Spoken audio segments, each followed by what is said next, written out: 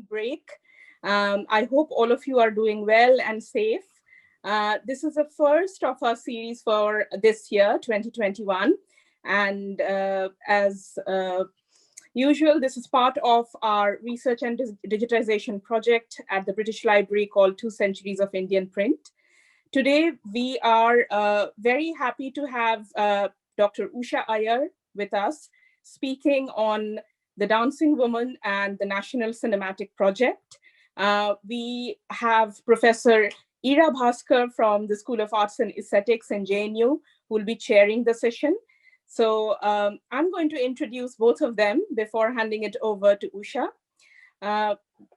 Usha Iyer is Assistant Professor, Film and Media Studies at Stanford University. Her book, Dancing Woman, Choreographing Corporeal Histories of Hindi Cinema, was published from Oxford University Press in 2020. The book examines constructions of gender, stardom, sexuality, and spectacle in Hindi cinema through women's labor, collaborative networks, and gestural genealogies to produce a corporeal history of South Asian cultural modernities. Her essays have appeared and are forthcoming in Camera Obscura, South Asian Popular Culture, Figurations in Indian Film, the Oxford Handbook of Film Theory, and the Women Film Pioneers Project, among others. She is Associate Editor of South Asia, Journal of South Asian Studies. Professor Ira Bhaskar is Professor of Cinema Studies at JNU, New Delhi. She has written widely on melodrama, narrative poetics, adaptation, and Indian cinema, and is a co-author of Islamicate Cultures of Bombay Cinema, which was published in 2009. She's held senior visiting faculty positions at York University, Canada, Columbia University, New York, and the University of Pavia, Italy, and research fellowships from the Nehru Memorial Museum and Library and the British Academy. She's currently editing a volume titled Ghatak's Partition Quartet, the Screenplays, and writing a book on trauma and memory in Indian cinema. So without any further delay, I welcome Dr. Usha Iyer to present her talk today on the Dancing Woman and the National Cinematic Project. Over to you, Usha. Thank you so much, Priyanka, for that warm and generous introduction. I'm so delighted to discuss film dance with you, given your own work in this area, and very excited for your upcoming work on dance in East Pakistan. Much gratitude to the British Library and to the South Asia Seminar Series for this opportunity to present my work. The song booklets digitized by the Endangered Archives program have actually been invaluable have been an invaluable resource for this book, and they are for many South Asian film historians.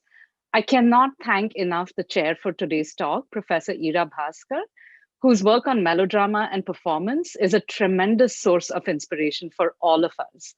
My students who read her work on song and affect always report being transformed in their understanding of music, performance, and melodrama. So thank you, Professor Bhaskar, for responding to today's talk and to the book after my presentation. And last but definitely not the least, a big thank you to all of you for attending this talk from various parts of the world. I'll move now to the book. I'll share screen so I can play my PowerPoint.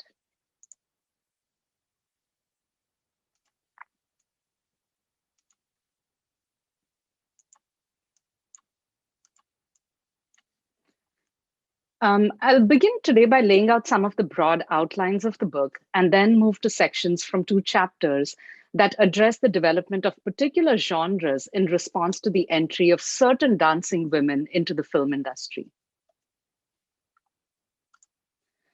Dancing Women, Choreographing Corporeal Histories of Hindi Cinema is a study of the material and cultural production of film dance in relation to the construction of cinematic narratives, performing bodies, and spectator citizens.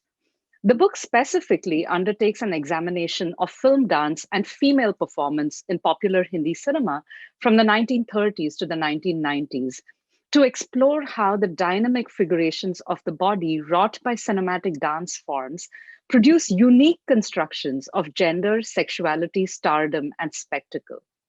But why women? quite simply because they were the primary performers of dance in Hindi cinema until the late 1990s.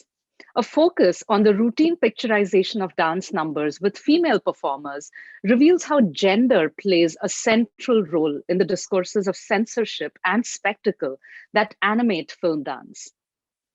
The attempted but routinely foiled regulation of dance practices and movement vocabularies reveals desires and anxieties around women's visibility, mobility, and participation in the public sphere, allowing for an analysis of the place of the female protagonist within the film narrative, as well as that of the actress in public discourse. The introduction of dance into the performance repertoire of the Hindi film actress repeatedly produced fractured narratives, split characters, and doubled personas.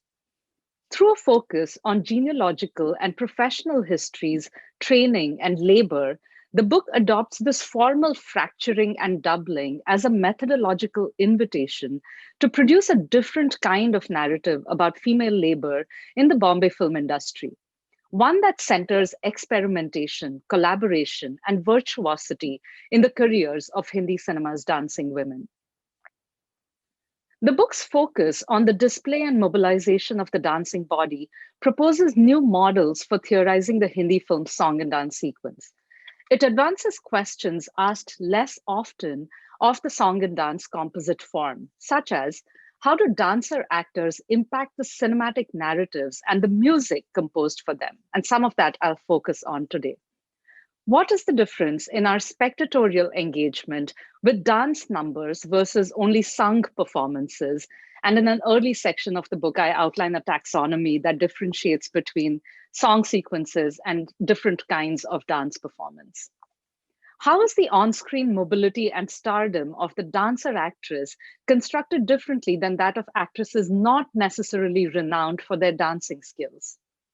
These inquiries are generative for new frameworks of analyzing labor, production economies, cultural memory of the cinema, and taste hierarchies.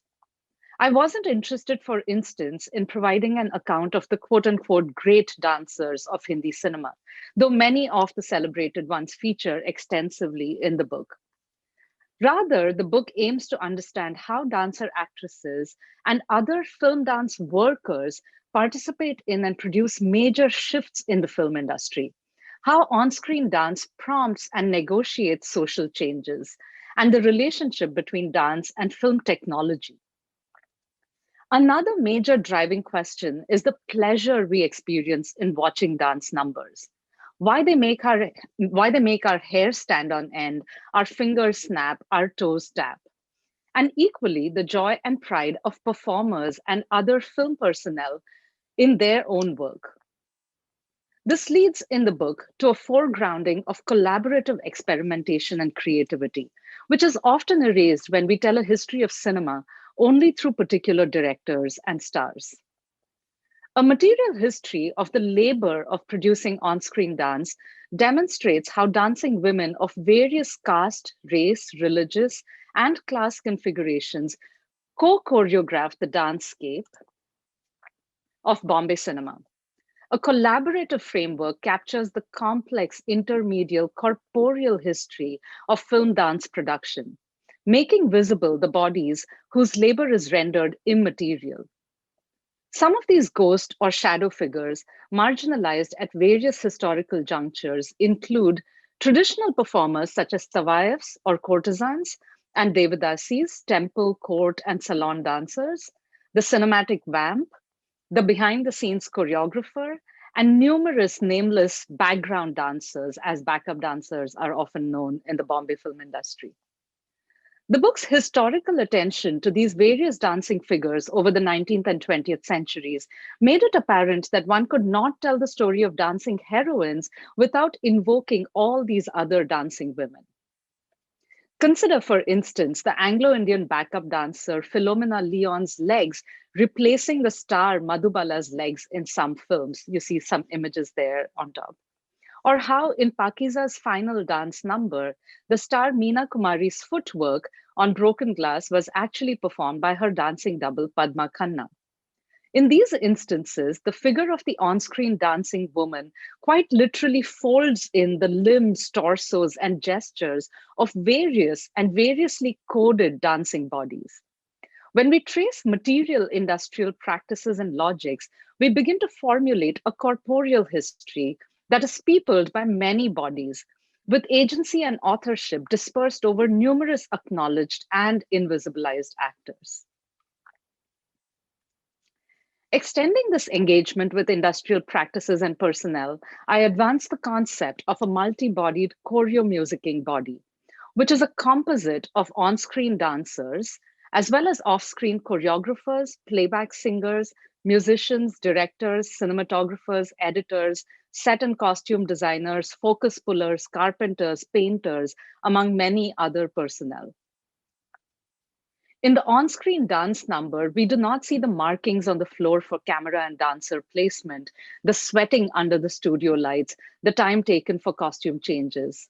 However, close attention to the production of film dance spectacle prompts an exploration of the interfaces of bodies, surfaces, spaces, and temporalities. As film sets are erected and dismantled, used and reused, they're traversed by multiple laboring bodies. Of the workers who construct and paint the sets, the dress valas or costume assistants who procure the costumes that will inhabit and produce the space of dance, the musicians who create the acoustic space, for space is constructed not only optically, but also through the sonorous, the haptic, the sensorial, and not least the dancers who make the space come alive. This, for instance, on your screen is a production still from the 1965 film Guide, and you see the entire choreomusicking body behind the production of one of the spectacular dance numbers in the film. The dancer actress is employed here as an analytical category, acting as a nexus for relations between industry, narrative, and spectatorship, but also as a material artifact composed of limbs, flesh, bone, and skin. The neuromusculature of the dancing body draws our gaze both to anatomical surface and ideological depth, or indeed the reverse, to the depth of the performing body beneath its ideological inscriptions, as for instance, chaste, salacious, traditional, modern, heroine, vamp, etc.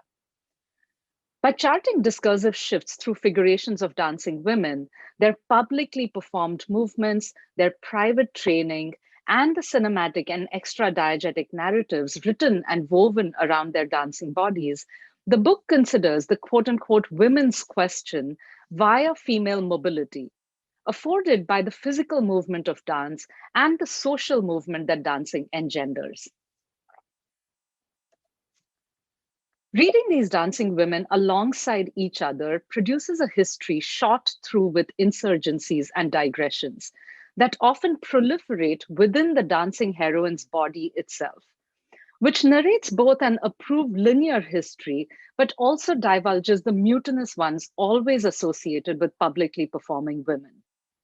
Rather than posit a straightforward subversion or resistance hypothesis in relation to dancing women in 20th century India, the book explores how power shifts and circulates among multiple agents at different moments, between Devdasi and Brahmin reformer, Tavaif and film director, dancer, actress, and choreographer, heroine, and vamp. In their movement through changing registers of performance, dancing women produce a shifting terrain of agency, subjection, visibility, and erasure. Mirroring the mobility of dancing women, their history also resists stability, traversing multiple intertwined enunciations of gendered modes of being and moving. I'll shift now to the focus of today's talk to discuss how the entry of certain dancing women into cinema from the 30s to the 60s prompts the creation of particular genres and generic modifications, such as the dance social and the melodrama of dance reform. The first Indian film in English, distributed by Columbia Studios in the US, Court Dancer, an extravagant trilingual production, was aimed at bringing respectability to the Indian film business. Through what Rosie Thomas describes as an orientalized classical dance film for European audiences, studio founder JBH Wadia sought to change the image of Wadia movie tone that had until then mainly produced stunt films, which were extremely popular but considered lowbrow cultural products. Court Dancer was conceived to change all that, with its high production values, its showcasing of Indian quote unquote classical dance, and its acclaimed Bengali dancer actress Sadhana Bose, a petite, classically trained dancer whose star text was seen to be in complete contrast to that of the muscular, Australian born British Greek fearless Nadia, the rambunctious heroine of the Wadia stunt films. I'm not even going to attempt the correct Bengali pronunciation of Sadhana Bose's name. I'm just going to call her Sadhana Bose. Let's watch a short clip from the film's first dance number, from Court Dancer's first dance number, where we see Bose's court dancer character Indrani perform the Ras Leela in the Manipuri style. The video might be a little jittery, but that's just how it works on Zoom.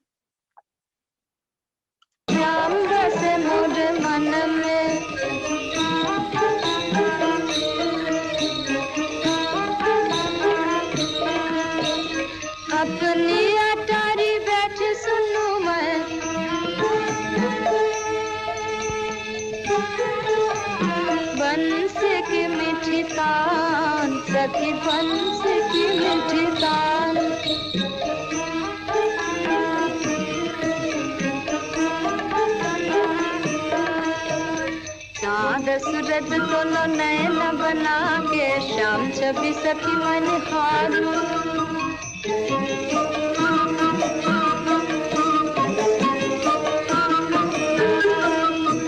नाहे जिया भर कारे बंसी वर नाहे जिया भर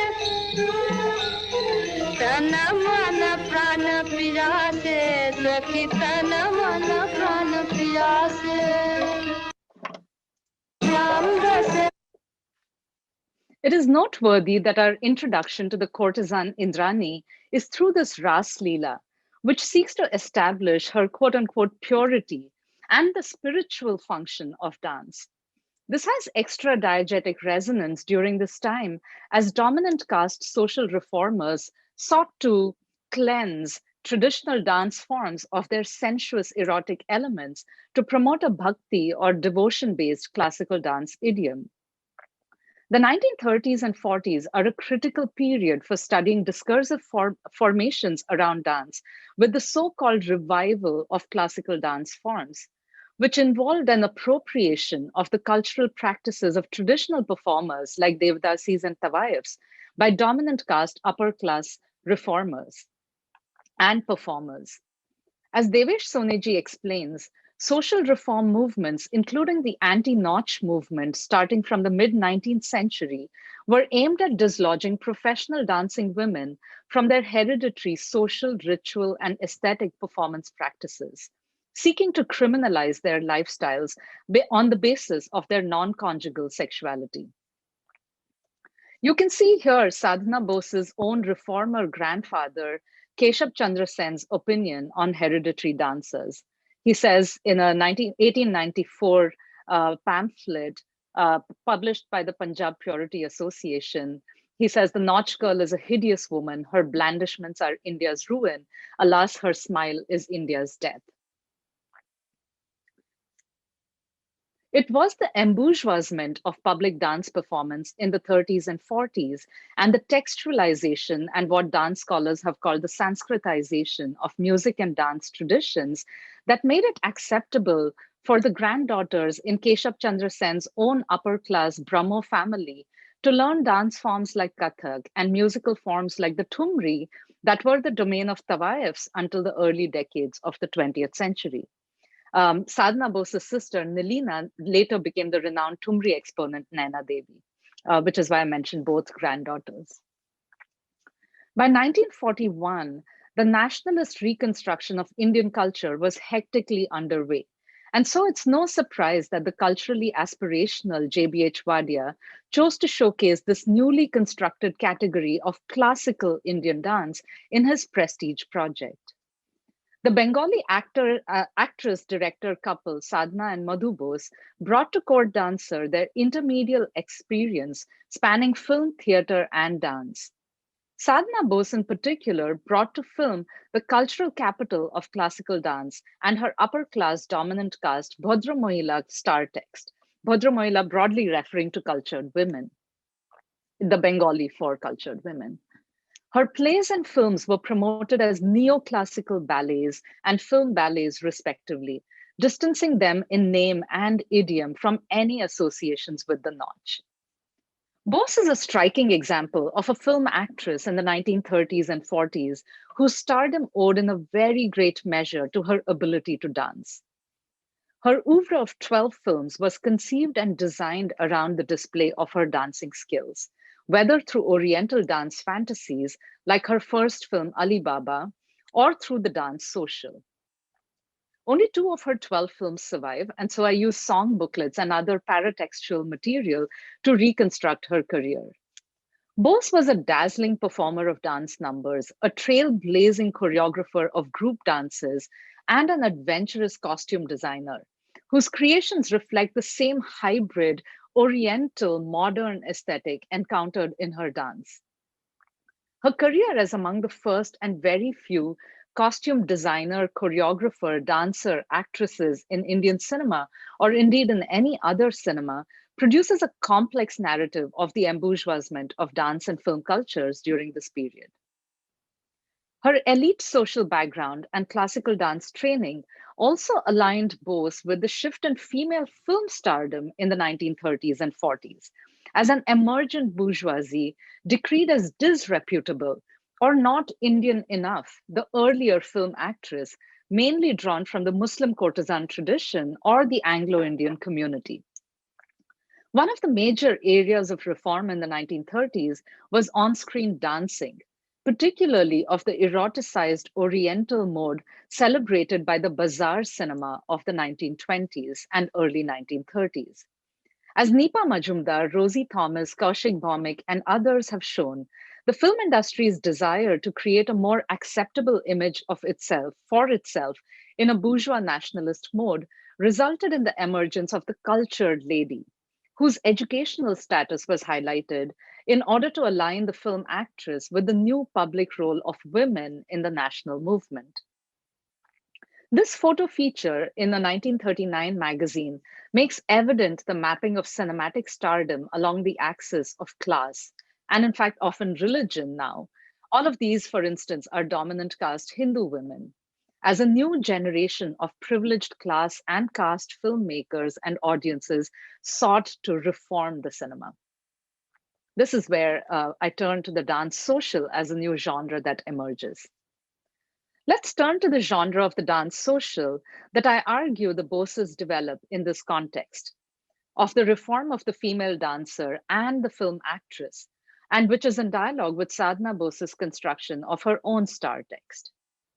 The dance social features spectacular dance sequences like the one you're seeing on screen from Court Dancer. I refer to these as production numbers in the book, unlike song sequences or narrative numbers, which didn't involve much movement, but were sung performances. And so these production numbers are embedded within a melodramatic narrative form that, through the figure of the dancer protagonist, articulates changing relationships between the social and the individual, the public and the private, and shifting configurations of the traditional and the modern. The social, a generic mode particular to popular Indian cinema, is typically considered a reformist genre, with a focus on the representation of contemporary love, marriage, and family life. Its thematic focus is on the conflict between inherited feudal values and forces of social change. As Richard Allen and Ira Bhaskar note, this conflict is, quote, typically focused around the heroine as a figure of virtue, in whom the value of tradition inheres, but also as a victim who is exploited by the very traditions she is required to uphold, end quote. This is evident as well in the Bose's recurrent figuration of the tragic dancer actress as the noble, sympathetic victim of social orthodoxy. As dancing protagonists, however, Sadhana Bose's characters bring to the fore both the attractions of female dancing and contemporary reformist debates around bourgeois women training to dance. Ravi Vasudevan notes that, quote, a substantial vein of social films was devoted to making a critique of Indian society and setting up an agenda for change, end quote. The Court Dancer song booklet, which is just a gorgeous multilingual booklet. This is the English language one. There were three sumptuously produced song booklets for this expensive film. The Court Dancer song booklet includes the entreaty, and I've highlighted that in that box there. The recurrent, if the supreme sacrifice of the court dancer were to win for her even a little sympathy of our prejudice-ridden world, the message of this film will not have gone in vain. So it's very much a message-oriented film, but that was built around three big budget production numbers that they set up multiple cameras for and edited even before they put together the rest of the film on the editing table. The recurrent figure of the court dancer in popular Hindi cinema from the 1930s through the 60s must be read in the context of the anti-nautch and the dance revival movements, where these period films are meant to address, in fact, very contemporary issues of women and public performance. The self-reflexive address of many of Bose's films, where she plays a dancer actress, also makes evident the new discourse around actresses that Hindi cinema of the late 30s and early 40s wanted to propagate, of dancers and theater actresses, and by extension, film actresses, as cultured, misunderstood, tragic figures persecuted by a barbaric society that does not accord them the dignity that they deserve. It is no coincidence that these roles are played by a Bhadra Mahila dancer actress like Bose, whose star text simultaneously demands respect for public dancing by women and announces that the hereditary dancer is now a thing of the past. While the bazaar cinema of the 1920s and 30s had its own share of dancing women, the focus was not on the subjective experiences or emotions of these characters, but rather on the external spectacle of their dancing bodies and movements. Dance was often employed for risque erotic display. The Bose's dance socials, on the other hand, aim to be resolutely highbrow, employing classical dance as a pedagogical tool to educate the masses about their cultural heritage and as a medium for socially useful entertainment. Sadhana Bose actually freely appropriated from non-Indian dance forms and costuming traditions from Western ballet and Middle Eastern and Southeast Asian forms, but was seen as symbolizing the essence of indigenous tradition on account of her caste class location. In the book, I read Bose's career alongside that of the German-Indian Jewish Hindu Azuri, a regular performer of what were called novelty dances, what might be considered precursors to today's item dance numbers. She was a regular performer of novelty dances from 1935 to 1947, an itinerant dancing girl rather than the dancing heroine, which renders her even more invisible in the official archive than the already elusive Bose. Azuri and Bose act as nodes for tracing multiple figurations that fold into the dancer actress. And reading them alongside each other contests binary figurations of heroine and vamp, Bhadra Mahila and sex siren, the cultured lady of social melodrama, and the dancing girl of bazaar cinema, Devadasi or Tawayef and classical dancer, dancer and choreographer. So in every chapter, I'm trying to kind of move or kind of think of the folds between those binaries rather than kind of staying with ideological readings that rest on those binaries. By turning the gaze inward and narrativizing the lives of dancing women, Bose's films announce a new genre and a new kind of star. Where older genres like the stunt or adventure film, which also often featured a sequence of dances, were seen to be driven by external goals, Bose's dance films overtly elaborate the psychology of dancing protagonists through the tropes of realist tragedy and melodrama. This fit in with the bourgeoisie's preference for didactic, serious cinema, with what one reviewer calls acute, touching, tragic plots or social deformities. After the playful and light-hearted Oriental fantasy Ali Baba, most of Bose's later films are in the mode of serious or tragic melodrama, with the dancing protagonists beset by moral questions triggered by their status as dancer actresses. Sadhna Bose authored the genre syntax of the dance social in multiple ways. For instance, the famous Bengali playwright Manmata Ray is said to have written Kumkum the Dancer specifically for her, and was also the author of the play Rajnati, which was performed by Bose on stage and on screen.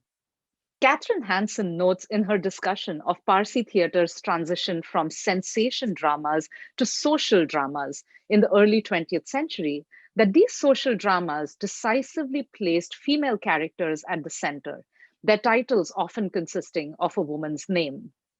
We see echoes of this in Bose's dance socials, including Kumkum, Meenakshi, and Rajnartaki. Genres, narratives, locations, cinematic spaces, music, costume, and makeup become vehicles in Bose's films to drive her star attribute of dancing to the fore. As author, the actor exerts a different kind of force than the director or other crew members. Through her body's dance training and styles of comportment that have sedimented layers of gestures, the star generates certain narratives, cinematic spaces, and mythologies.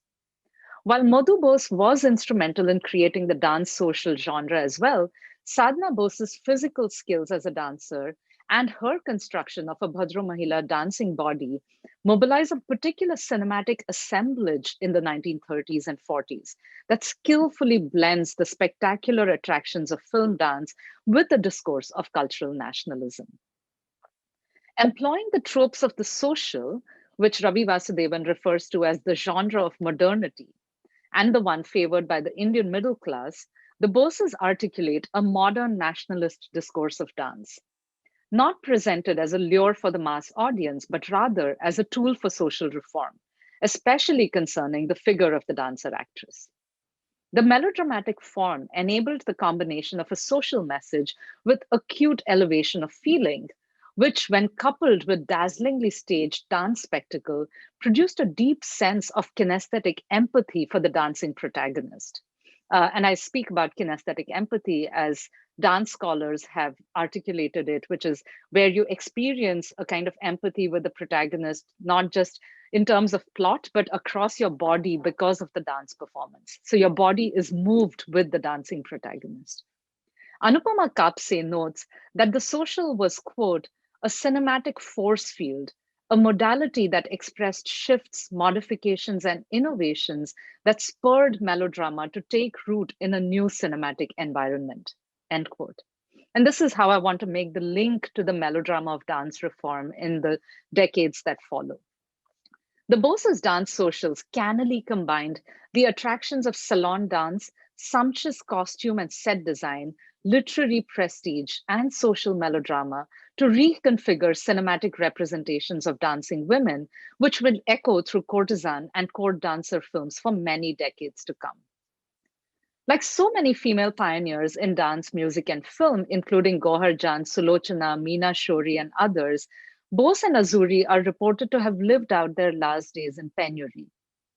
However, these narratives of famed female performers dying penniless are often strategically deployed as cautionary tales of moral instruction and obscure these artists' creative acts of self-fashioning and extraordinary resilience. As we move now into the 1950s and 60s, we will find echoes of Bose and Azuri's narratives in both cautionary social reform films like Sadhana and in the protagonists of Guide and Tisri Kasam. And you'll see slides of these films if you're unfamiliar with them.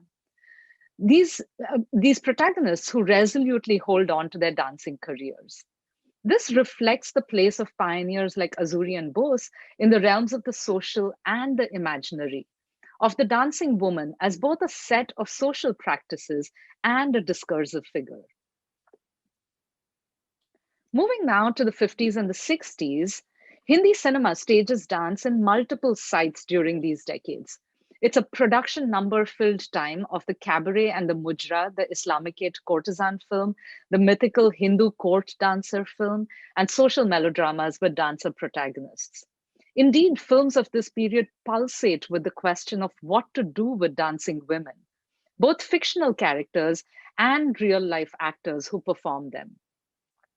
Even as in the 50s, Bose and Azuri moved from cinema to dance dramas and international dance tours, a new generation of dancer actresses entered the Bombay film industry, trained in the recently canonized and more strictly codified dance forms of Bharatanatyam and Kathak.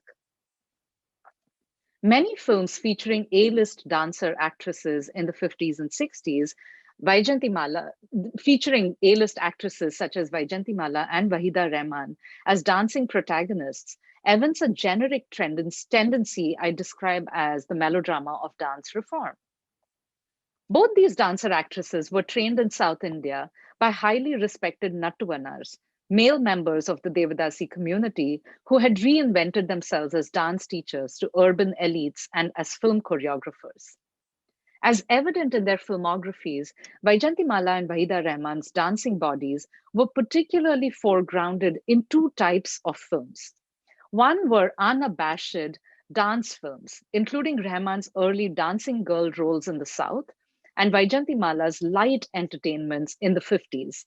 And the second type of films that their dancing was showcased in were these melodramas of dance reform.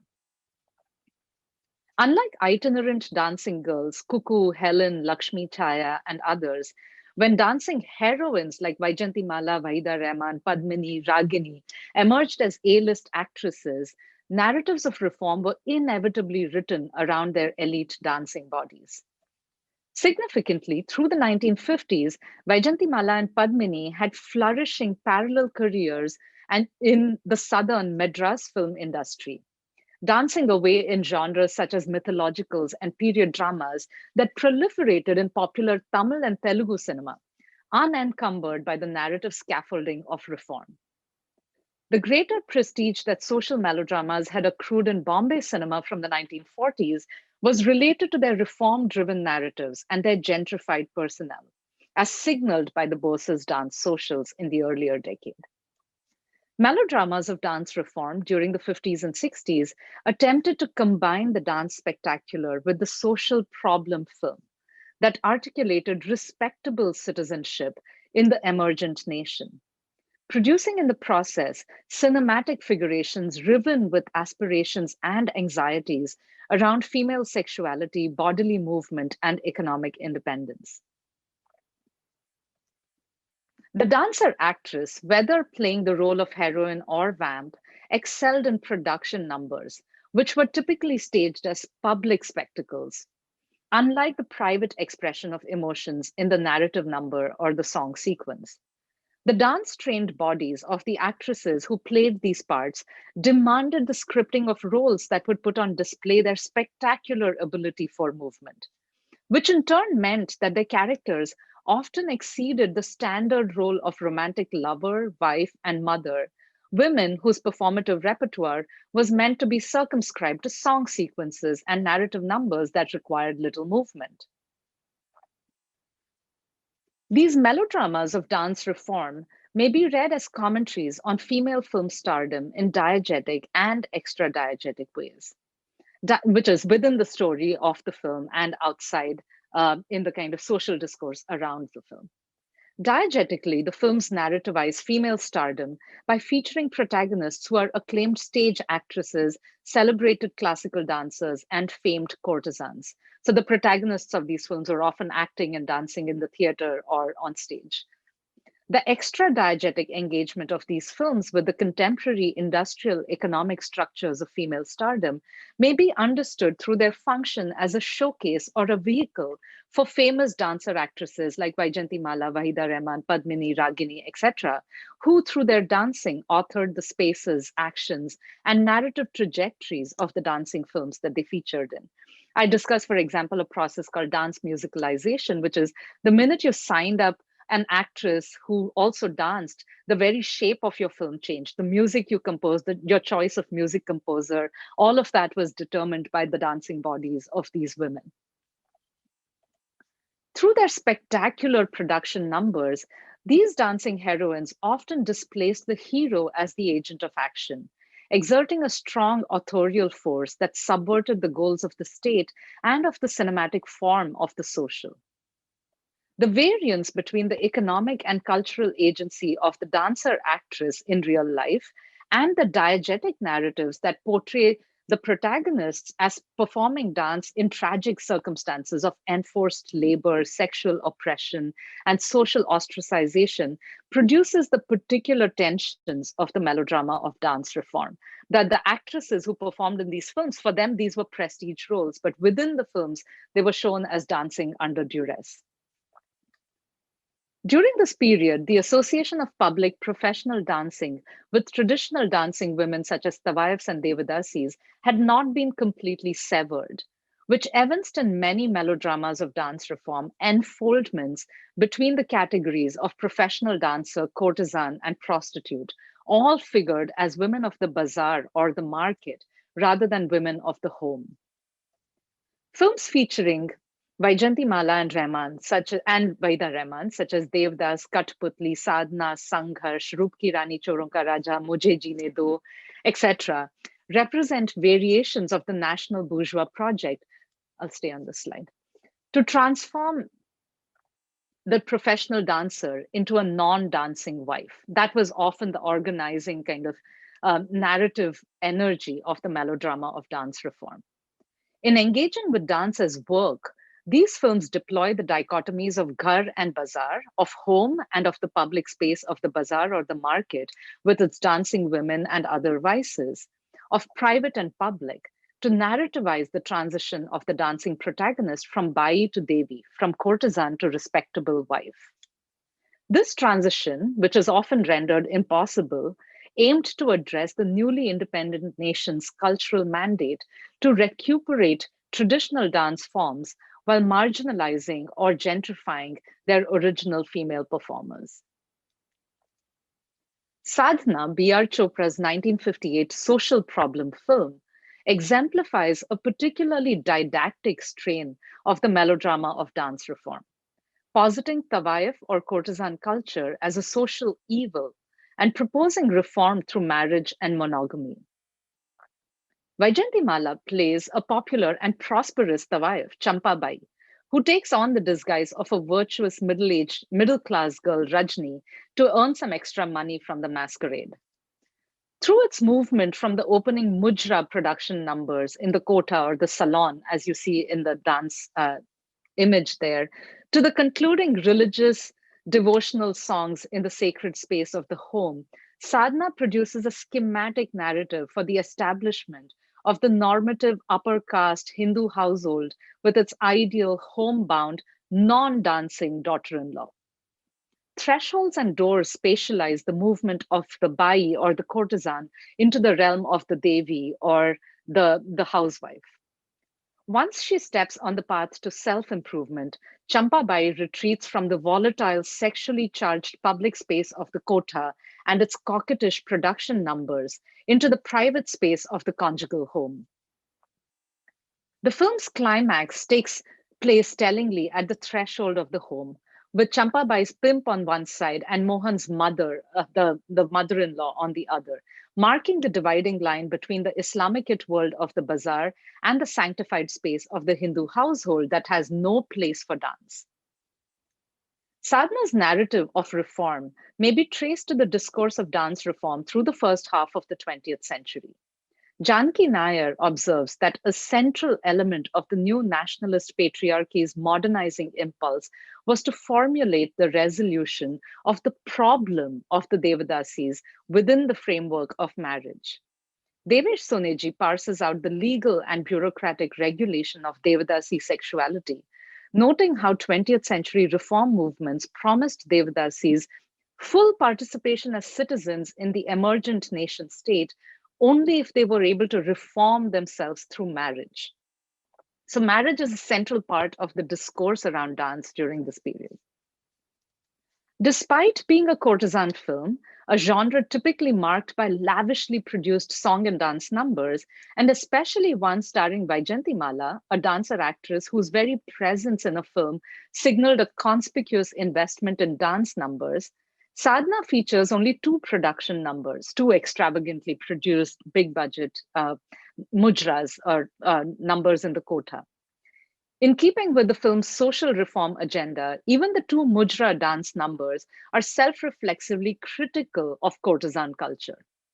The relative unpopularity of these two numbers, compared to Vyjayanthimala's other dance numbers from the 50s and the 60s, most of us don't remember these dance numbers.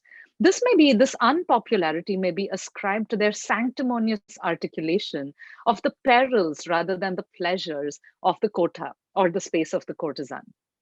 The social problem film's intention is all too clear and devoid of the mix of danger and desire that otherwise pervades the cinematic quota. Significantly, in recognition of her acting abilities, Vyjayanthimala won her first Filmfare Award for Best Actress for this film, buttressing the film's status as a serious-minded social drama that proved its leading actress's abilities beyond her famed proficiency in dancing. So until then, she was put down as more of a dancer than an actress, a serious actress. That it does not remain as well remembered as her more dance-centered films, however, suggests that spectatorial tastes did not necessarily accord with the reform narrative, and that the pleasures of dance melodramas map onto narrative spectacle relations in very complex ways. In Katputli, released a year before Sadhana, Vyjayanthimala's dancer actress character Pushpa declares, "I will be queen of the home rather than empress of the stage." However, the film hardly follows on this premise and showcases the dancing star in a series of scintillating production numbers. Katputli's dispersed attractions may be read as a counterpoint to Sadhana's didacticism, providing us with another model of the melodrama of dance reform, which, in not subsuming the pleasures of dance, produces a different diagram of female virtue and virtuosity. When Vyjayanthimala stars as Pushpa, it is no surprise that the film's climax is articulated through an elaborate production number. The dancer actress expertly shifts from a melodramatic, realist register of performance, tears, and speech before she launches into this dance performance to a non realist, epic dimension wrought through dance. It is the danced finale, this is the final song in that film. It's the danced finale that effects a complex, multi layered staging of the melodrama of female suffering. This construction of the affective architecture of a film through dance helps explain why dancer actresses, including other Hindi film actors like Sadhona Bose, Waheeda Rehman, Padmini, Madhuri Dixit, Sridevi, among others, perforce have a different performative repertoire than actors who do not dance or who are not trained in dance. These are performing women who do not necessarily sing and dance to convey emotions centered around heterosexual romance, but are trained professional dancers flaunting their magnificent artistry. And that is what changes the films that they feature in. Additionally, dancer actresses who train to produce fully expressive bodies reveal the corporeal foundations of film acting. When we shift the dominant focus from realist, speech driven, face centric emoting, when we take seriously performance that is located not only in the face, that most celebrated expressive field for evaluating quote unquote good acting, but we see it as located across the body in dancing legs, gesturing fingers, gyrating torsos, emoting necks and heads. We are able to locate the density and fluidity of performance in movement and gesture. We sensitize our evaluative criteria to the performing body's ability to produce and express meaning through movement. Dance scholar Sally Ness asserts, she says, quote, "When I think of dancers, I think of their bodies." When we turn to dance to theorize film acting, especially in these social melodramas, we may similarly proclaim, "When I think of actors, I think of their bodies." The drama of Kathputli draws its force from the female protagonist's simultaneous commitments to home and stage, and revolves around questions of physical and emotional labor. The film displays a striking lack of dedication to the narrative demands of securing and nurturing heterosexual romance. In films starring dancer actresses like Vyjayanthimala and Rehman, not only does the para-narrative unit of the dance number float free of the business of narrative, it refuses to be integrated into conventional exigencies of the male-centric plot. But the very presence and staging of these production numbers produces a different kind of narrative.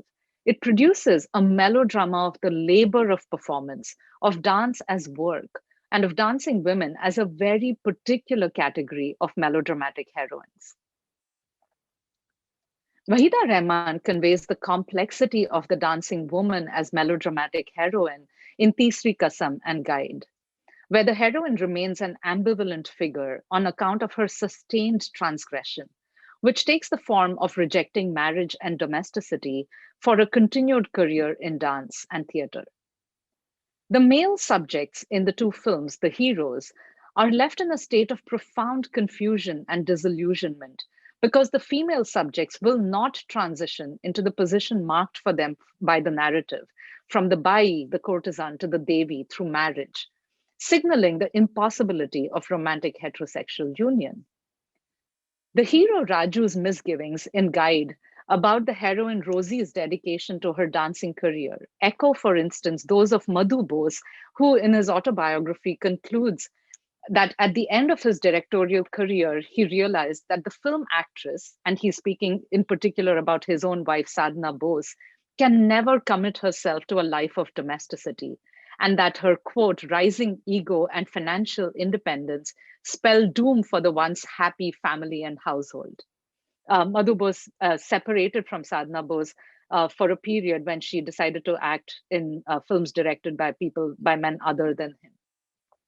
These dancing melodramatic heroines reflect thus a range of anxieties associated with female performers on and off screen that extend through the 1950s and 60s. There's also the matter of the dancer actress's desire for certain modes of performance. Waheeda Rehman's initial 3 films in South India celebrated her versatility across folk, classical, and oriental dance, prodding us to imagine what her career might have looked like if she had stayed in the South, working in the Telugu and Tamil film industries that espoused different logics of cinematic spectacle. Here is a very short clip of Rehman as a dancing girl in the 1956 Tamil swashbuckling Oriental spectacular Ali Baba and 40 Thieves. தள்ளாத கிழவருக்கும் தாழாத ஆசையே தன்னாலே உண்டாக கண்ணாலே பேசியே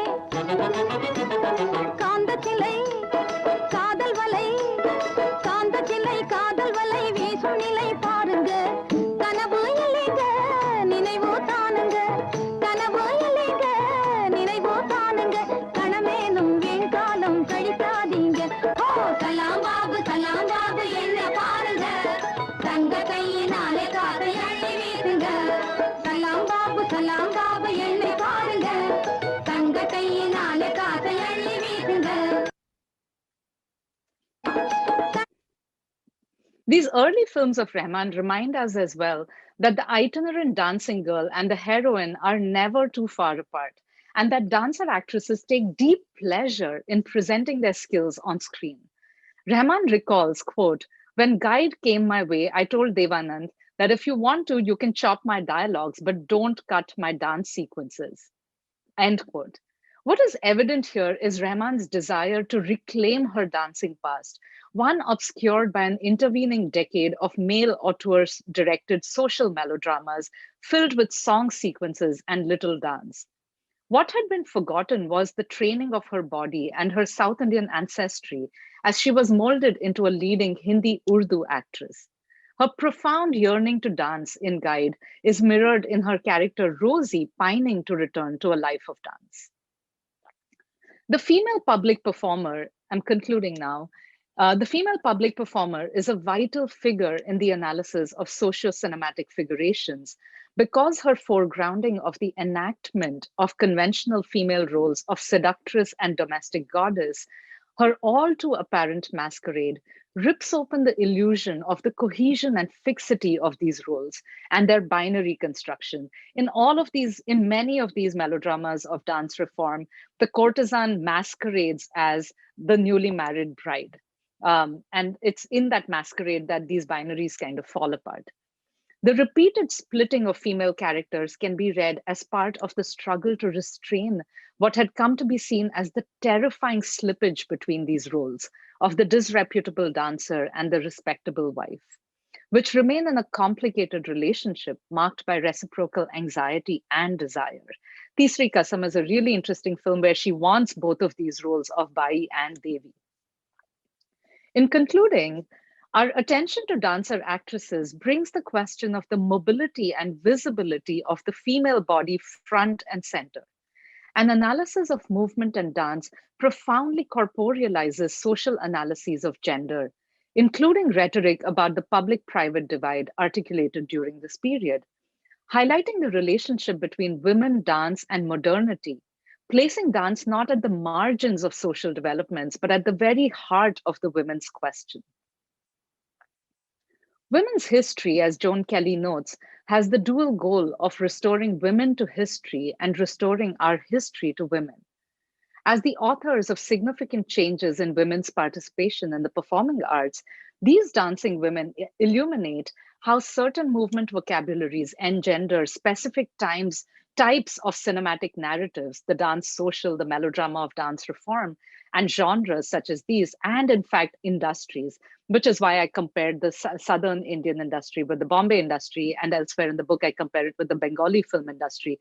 Each of these industries are shaped by the kinds of dancing women that enter them. The dancing women centrally establish the intermedial relationships of cinema with other performance traditions. Cinema is part of a larger complex of corporeal practices, and the dancing women that populate this book foreground the labor, skill, and virtuosity of the many on and off screen bodies that produce the processes and the pleasures of popular Hindi cinema. And I will end there. Thank you.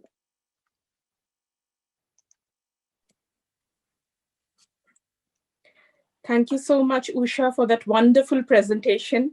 I'm still in the process of finishing your book, and I shall maintain that the chapter on Azuri and Sadhona Bose remains my favorite. So thank you for covering that in your talk.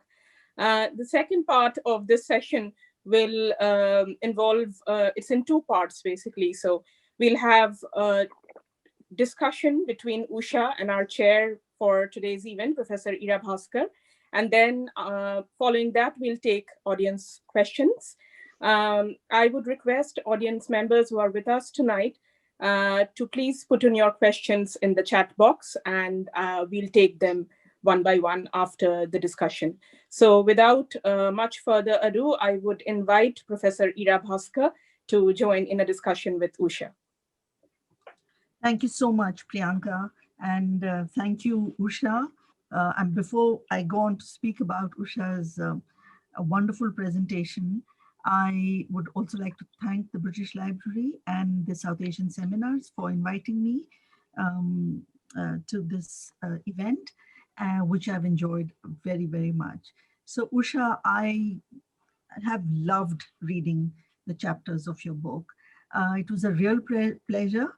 And not only reading it, but revisiting the dance sequences from favorite films like Kasam, Guide, Amrapali, and others, and also discovering films that I had not seen, especially Court Dancer, Kathputli, and others.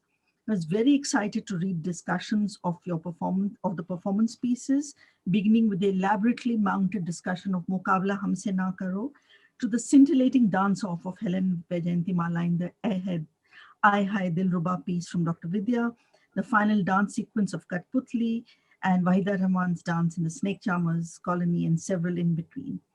It is difficult to write about music and dance, but you have managed to convey the attractions and the labor of those pieces, as well as the pleasure that dance affords, one which is a key pleasure of Indian cinemas. I'm also very excited about you're shifting the focus and asking for a reconsideration of the term song picturization in these films, shifting that term to dance musicalization to describe the process by which it is dance vocabulary that influences the composition of the song. I also love your deployment of the term choreomusicological theory and the taxonomies of dance numbers that you've proposed in the book. What I feel is a very important focus at the beginning of the book is your discussion of the 1930s, which has come into focus in the last decade or so for the study of film music. But as you point out, the study of film dance is equally important. And it is in the 30s where the discussions of film dance can be seriously embarked from. This is really an important chapter in which you locate early 20th century discourses on dance and dancing women within global circuits of entertainment and the circulation of Oriental dance, so crucial for the construction of Indian dance in that period.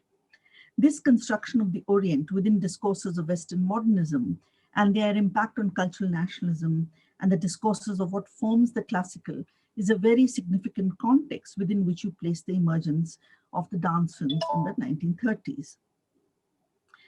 This is a very important corrective. This move is a very important corrective. And it is important to take this opportunity to look at the Oriental films and the significance of dance in this genre form. For instance, let us not forget that Shireen Farhad, which almost became the first sound film, it was released 2 weeks after Alamara, and a film like Lale Yaman, both of which are very important for sound and music, but also for dance. And your work, Usha, opens up directions for a study of dance in the early films dominated by Orientalist and Islamicate imaginaries. I mean, this is a project that others can do. I'm not saying you have to do it, but it's a very important focus in that chapter and one that links up with other kinds of developments and other kinds of imaginaries of the time. Equally important in your book is the context of the anti-notch movement and the genders of purification and reform that led to the embourgeoisement of dance and film cultures during the period of the 1930s through to the 60s, which was crucial for the emergence of what you've identified as dance socials and melodramas of dance reform.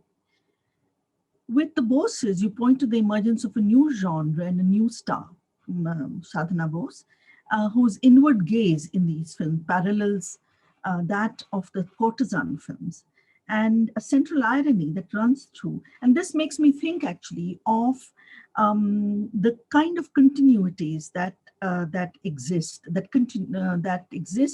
between, you know, what you've called the dance socials and the courtesan films and other dance films. And a central irony that runs through these forms, so the dance socials, the tabai films, the dance films of various kinds, and that is the gap between the spectacular performances of these women and the ultimate inability to accommodate the excess that female dance performance, female agency, articulations of female desire and sexuality that these films represent. And I think this is a very, very important connection that these films have with other melodramas in which female desire has a prominent place. So, of course, there's a fundamental difference, which is the dance itself. But what the dance enables is a focus on all that is considered excessive and even deviant in our society, or was considered deviant in our society. You also have a very important focus on how the relationship of dance and film technology. So on this, how dance and film technology in the 30s, but also in the dance films of the 60s, that allowed for the showcasing of what you call the new color stock and significant innovations in cinematography, music editing, sets, makeup, costumes, and how you see the dancer actress as a pivotal figure in choreographing these changes and fashioning new regimes of techno spectacle. And I think of how important this perspective is as we look forward to more choreomusicological interventions of film industrial histories. You point to the histories of dance in different film industries. So the South Indian industries of Tamil and Telugu films, the Bengali industries, and of course the cinema produced in Bombay, and other projects that are connected or that could be undertaken would be these connections. And I was thinking of a Kannada film, Hamse Geete, for instance, in the 1970s, and a film that came out during the Indian New Wave movement, and similar face dance-offs between two women dancers, a devotional film in one way, but also a film about dance. And the cinematographer of that film is Nimai Ghosh, who made Chinnamol in Calcutta in 1950. So there are all of these histories. And I was very interested when I was reading your chapter on Sadhona Bose about the connection between the Bengali film industries and those who work from the Bengali and the Bombay film industries and other industries as well. I think, I loved what you have done, but I was also thinking of how the films you're describing and the sequences that you're describing, a lot of them are all, for instance, Guide. A lot of them are also histories of dance, the history of the movement of dance, Indian dance, from temple, court, salon to the national stage.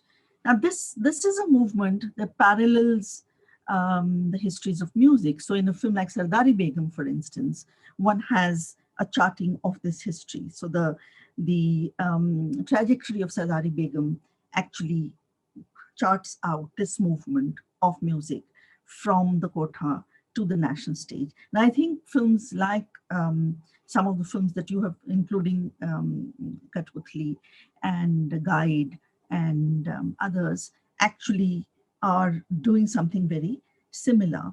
And in that context, I think the perspectives of your book and its interventions in terms of the histories of Hindi cinema are extremely important.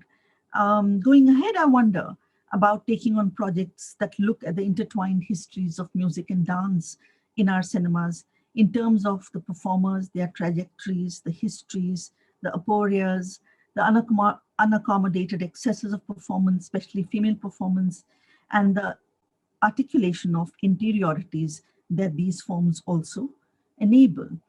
And finally, I'd like to just throw out the idea that most mainstream cinemas, well, I mean, most as in, but let's talk of Hollywood and Indian film industries, and Bombay cinema, for instance. There is a claim that mainstream cinemas make vis-a-vis other performance forms, music and dance, for instance. So Shikha, for instance, has made an argument about classical Hindustani music, and that the film, that Bombay film made a claim that they popularized classical Hindustani music. And I think a similar argument can also be made about dance. Hollywood has done this with music and dance. So for instance, I'd just like to remind everyone about Singing in the Rain and the histories of dance, that Singing in the Rain and of dance and song, that Singing in the Rain encodes, and a similar argument is being made. And also a film like The Benny Goodman Story, which is about jazz and classical music coming together. So while film industrial histories are different in different cinemas, there is a way in which the popular cinema seems to push an argument that, you know, it is the popular mainstream cinemas that actually enfold within themselves and popularize other art forms, other kinds of classical art performances, which will not have the same kind of audience reach as the cinema does. So these are just a few comments, but I just really enjoyed reading the book. I still haven't read the Madhuri Dixit chapters, which I'm looking forward to, but it's wonderful work, and work which actually opens up possibilities of further research, which is always so significant for any research project. So thank you for that. I really enjoyed the talk today, and I look forward to the discussion. If you'd like to respond to any of the things I'm saying. Sure, I could very quickly do that. Thank you so much, Ira, for that really thoughtful response. So much of this work comes from the work that you have spurred many of us to do. So Yes, Jenny. there is this lineage. No, but it is a kind of, when we think about lineages of intellectual academic work, I think there is a reason that Indian film studies is developing along certain trajectories as well.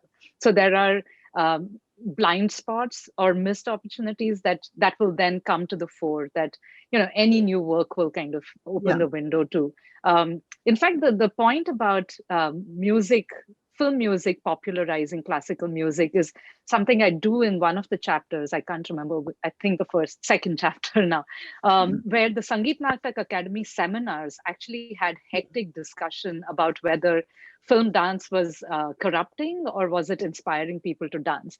And even conservative, traditional journals, music journals in the South, like Shruti on Carnatic music, had to admit that figures like Kamla Lakshman actually popularized Bharatanatyam and drove women to go to dance schools to learn dance. So there's very much a kind of constant flow.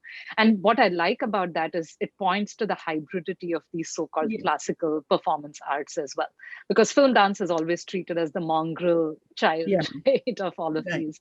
The other point about industrial histories, that each of these industries in the South, the West, and the East have their own histories, I think is really important, because it brings the category of the region centrally into our discussions of Indian cinema. I'm very careful to constantly say this is Hindi cinema. And in other articles, I point to Vyjayanthimala's training in Tamil Nadu, for example. But it is these training histories, not just of dancers, but of cinematographers. What kinds of bodies did they practice with? Timir Baran is so central as a musician for Uday Shankar's ballets and then Sadhona Bose's ballets, right? So and Rabindra Nritya and Rabindra Sangeet, they shape Sadhona Bose's body in particular ways, while Azuri's is shaped in very, very different ways. So I really hope we'll think harder in future scholarship about those regional affiliations, rather than, we're still producing histories of each region. So that's very generative. And the other direction you were making me think about is dance and art cinema. If we were to stay with these categories of popular and art, which are problematic, but in arts, how does the body get figured? And what are the industrial histories of art cinema? We kind of only speak about aesthetics when it comes to art cinema and industry when it comes to popular. So if we took this material industrial logic to studies of art cinema, we'd also produce corporeal histories there. Bhumika, for instance, the film Bhumika. And Sadari Begum. And I think Sadari Begum is really a film that has not been looked at much, but it's very, very, and I think Bhumika actually is a film that speaks to a lot of or rather circulates a lot of the issues that your book talks about, the performing woman, cinema, her performances and all of that. So, so yes, I mean, that's really very important. And I think I was really struck when I was reading your book, and particularly the 1930s, because that's the moment that I've looked at somewhat. And I think there are these, sort of parallel kind of developments that are taking place. So, which has to do with technology, actually. And so in as far as music is concerned, centrally with the coming of sound and sound technology, enabling singing and speech and all of that. But with dance too, I mean, the Sadhona Bose's example is wonderful, because it actually is connecting up with other technological histories as well. And I think global histories, which are also really very, very important. And then the question of respectability, the whole discourse around respectability. You have similar things, Begum Akhtar as opposed to Akhtari Bai, and Siddheshwari Devi as opposed to Rasulan Bai. Rasulan Bai has been apparently said because she was not allowed to perform in All India Radio. And she said, "Oh, so how come she has become Devi, Siddhi Shri Devi, and I'm a Bai?" So she was very angry about that. And the question Right. of marriage. And Yes. when we look at it, in the dance melodramas of dance reform, for instance, and the role of marriage, and the fact that, when you think of Bala Saraswati, for instance, a lot of the dancers who had to marry and in order to continue to perform, that's also very interesting. And that's similar to Begum Akhtar, for instance. And, I found your discussion of Waheeda Rehman's performance in The Snake Charmers, so moving. And I went and looked at that sequence again, and it really is a very, very powerful sequence, which actually articulates in so many other histories of performers who are yearning to perform, whether as musicians or as dancers, and who have been prevented from doing that. And the difficulties of actually bringing these identities together, the identity of the Yes. respectable married woman and the performer, the public performer. So I think, there are so many, important indications of what these histories were that your book has. So thank you for that. That was, And by really great. taking us to music, I know, Priyanka, we might also want to look at the Q&A and start Yeah. addressing those questions. I did want to say, Kaushik Bhaumik, for example, has a paper where he talks about the separating the gem from the dirt. The Yeah. gem was music and the dirt was dance, because there is, there's been so much written, really excellent work on playback singing and the dual star text. Nipa Majumdar, Sangeeta Gopal, so many scholars have written about this. But the dancing body was thought of as you have to know how to dance. You have to be a trained dancer.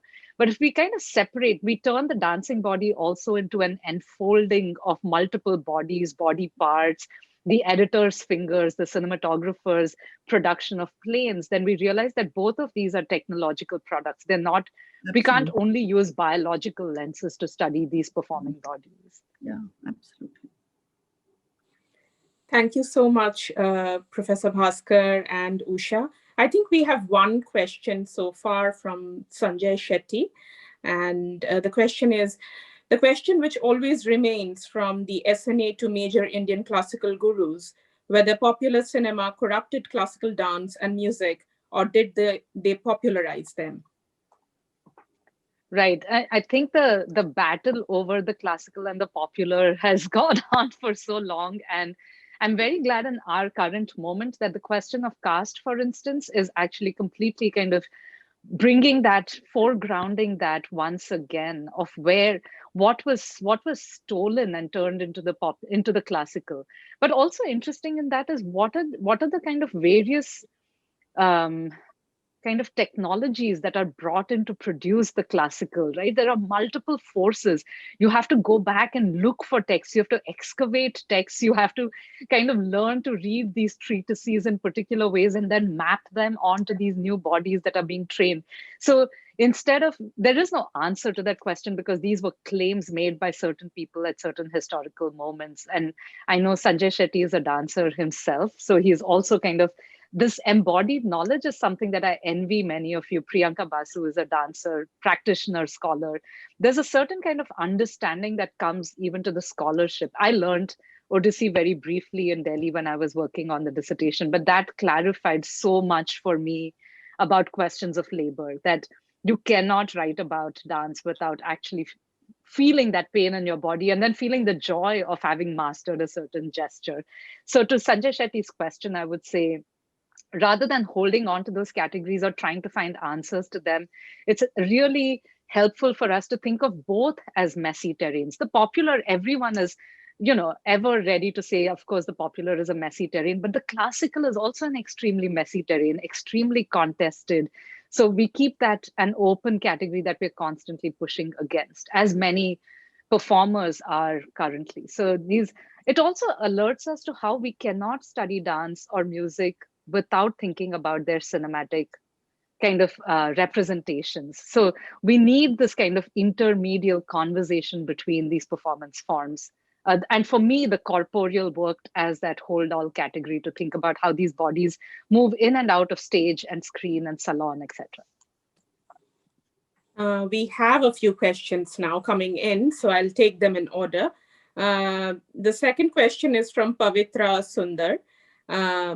Uh, she says, thank you so much for your book and talk, Usha. One of the things I love about how you're bringing together different regional industries, histories, is that it allows us to talk about region not so much or not just in terms of cultural identity, but in bodily or performative terms. So I think it's more of a comment than a question. Usha, would you like to respond, or should I go ahead with other questions? If I could just very quickly say, I try to bring in things from the chapters that didn't make it into these short presentations.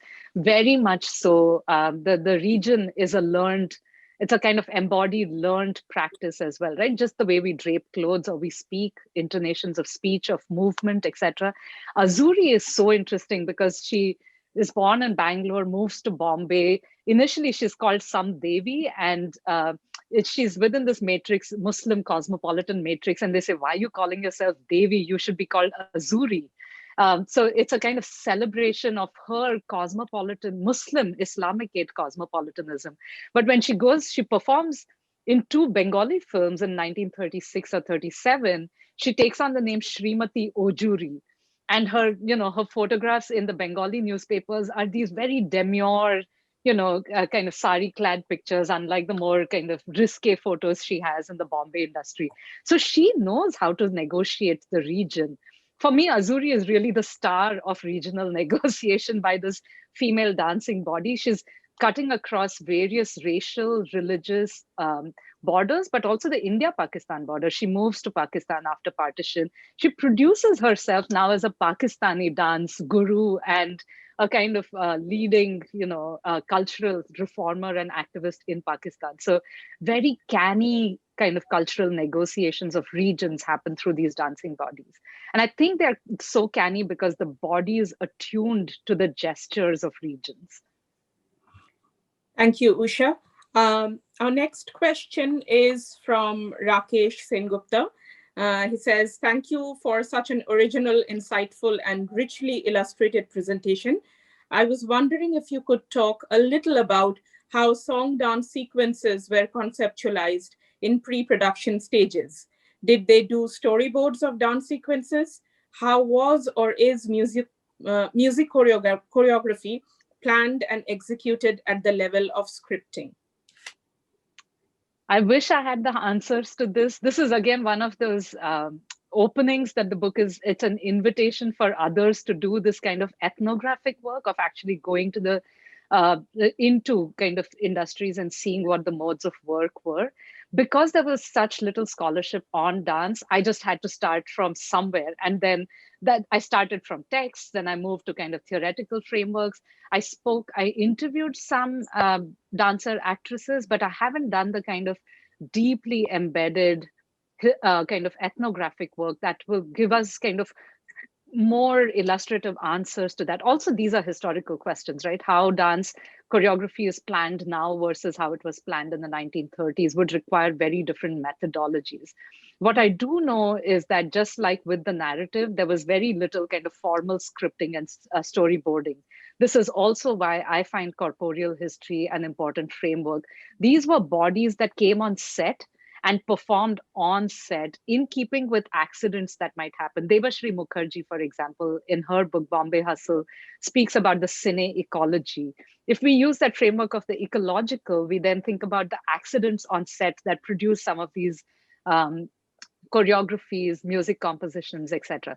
What I do point to is that it is the choreographer. So in the Saroj Khan, Madhuri Dixit chapter, I talk about how the choreography is actually produced by the choreographer who does all the research into kind of forms that are being produced. And she, with her assistant choreographers, these other bodies, which is why I showed you the images from Dayanita Singh's Master G series, which shows Saroj Khan in at the center of these frames, right? She, through her corporeal history of more than 50 years, she goes from backup dancer to assistant choreographer to Sohanlal to main choreographer.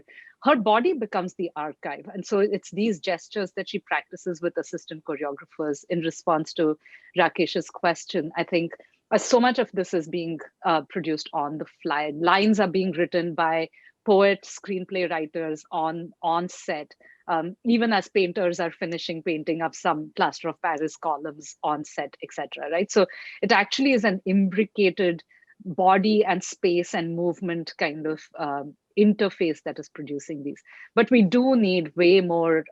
We need way more detailed kind of accounts of how these happened. Thanks, Usha. Moving on to the next question, we have one from Tanushri Ghosh. She says, thank you, Usha, for such a wonderful talk. I wonder if you have thought about how the dissonance that characterized the dancing heroines of the 1950s and 60s is erased as they are memorialized as trained classical dancers versus the more contemporary sexually charged choreography of Saroj Khan that Madhuri and Sridevi performed. Does this dissonance change as we arrive in the 1980s? I'm trying to clarify if the dissonance is within the narrative, the melodrama of dance reform, where the Bai Devi dissonance in the 50s and the 60s. I'm going to try and read it again.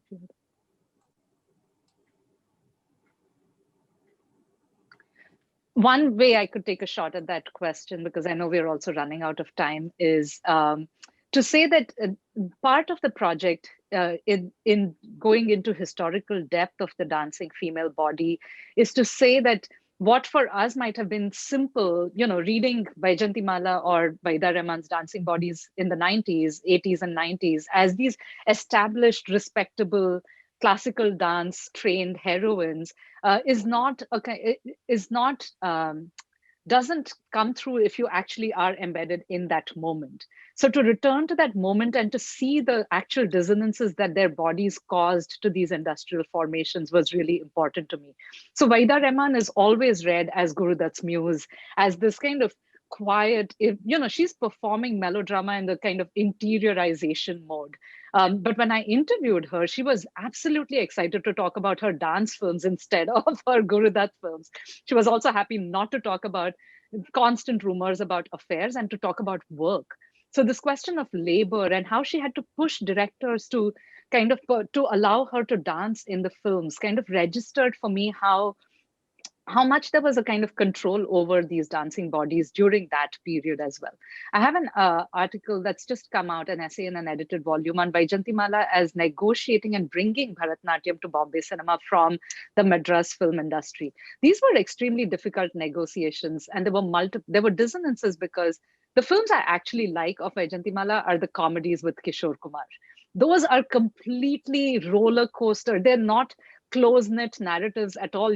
I think often the director even forgets in response to Rakesh's question, there's no script. It's just, let's throw in a big Kishore Kumar spectacle, then a Vyjayanthimala spectacle.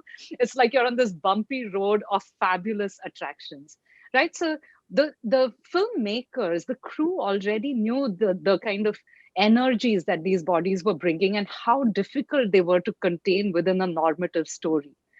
In response to Ira's question as well about excess, sometimes the films were just a barely holdable kind of frame for these bodies of excess, right? So there is a lot of dissonance, and I think Sridevi, Madhuri continue to bring them as well. They've, in fact, much more than the contemporary item dancer, which has become a kind of tame, in some instances, not to generalize, a kind of expected response, corporeal response is expected from us. Whereas in that Dikshit Sridevi moment, it was still a surprise. It was sometimes a shock. That's what prompted so many censorship battles against Choli Ke Piche. Thank you, Usha. I think we are running out of time, so I will take one more question. The question is from Ridhima Sharma. She says, thanks a lot for this webinar. Really enjoyed the discussion. As Usha mentioned, we cannot look at the dancing bodies only through the biological lens, but also from the technological one. My question is just an extension to this thought, where I want to look at the mediated aspect of the dancing body. How much of a difference does the mediated projection make to the whole choreomusicking performance numbers that Usha talks about in the book? The mediated aspect is as absolutely central. I talk about the techno spectacle.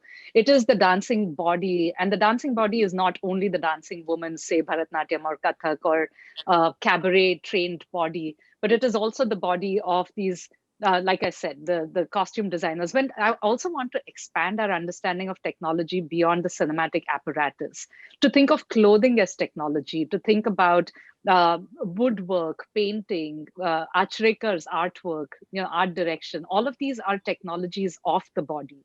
Choreography is also a technology of the body. It's producing the jhatkas, matkas, for example, these hook steps that Saroj Khan and Madhuri Dixit produced together. These were technologies of the body in order to emphasize certain things that could then be repeated in new technological avatars like television dance shows or now TikTok videos, right? So that these become, all of these get reflected. And that, in response to the question, the mediated aspect is absolutely central. There isn't an authentic, original kind of dancerly body proposed anywhere in the book. And I think paying attention to labor and to materiality, to the amount of work it took to rehearse, how the actress would take days to rehearse a dance number and would just kind of do the dialogue sequences very quickly.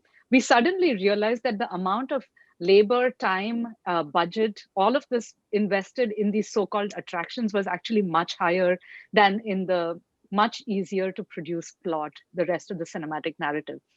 And the mediated aspect is absolutely central to producing that kind of technological spectacle. So Katrina Kaif doesn't need to be a very well-trained dancer. Her item number is still a mediated spectacle because you're able to chop it in ways that the tossing of the hair becomes absolutely spectacular, right? So I hope that addresses that question. Thank you. Thank you so much, Usha. And I think we need to close the question answer session here. I'm sorry I couldn't take in the questions of Manishita Das and Anupama Kapse, but I'm sure that Usha will be presenting throughout the year on her book, so there'll be more opportunities to ask her questions on her ongoing work. Thank you, Usha. Thank you, Professor Bhaskar, for joining us. I know it's very late in India, so thank you for making time for us. Thank you to the audience members for joining us tonight, and to Brett Walsh from the Cultural Events team at the British Library for providing his support. Our next seminar is on 8th February, same time, 5:30 p.m. We have Kanupriya Dhingra from SOAS, who will be speaking on locating Daryaganj Sunday Book Market. So do join us. Please stay safe and well, and have a good evening. Thank you. Thank you. Thank you. Thank you so much.